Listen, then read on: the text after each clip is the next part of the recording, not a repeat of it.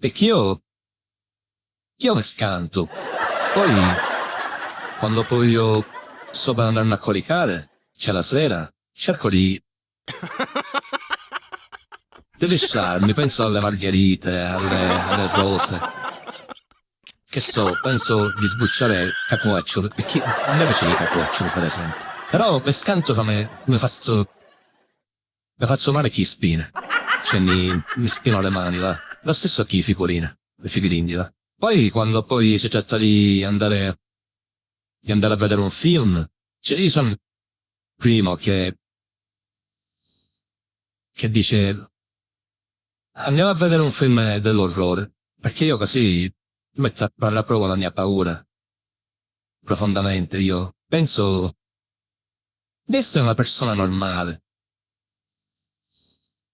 Però, per esempio, come mi è venuto in testa di fare il film Profondo Rosso?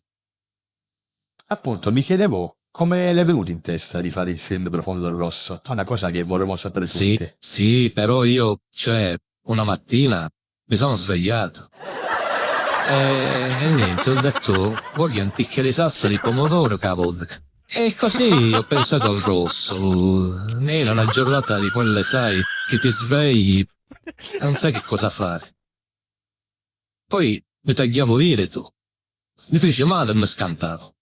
Cioè, poi ero al bar. Quindi l'idea di Profondo del Rosso è uscita da un motivo veri. Cioè lei... Sì, anche al bar, mentre pio il cappuccino.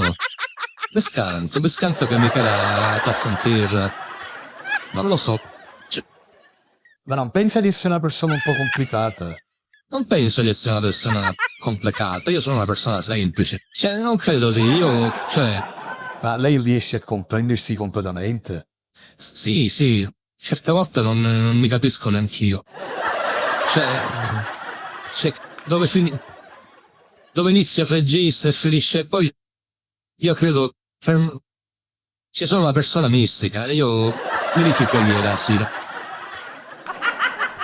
Una 102 preghiere mi dico come di coricarmi perché mi stanco veramente, perché poi la dormire. E comincia i problemi, eh? Ecco, cominciano gli incubi.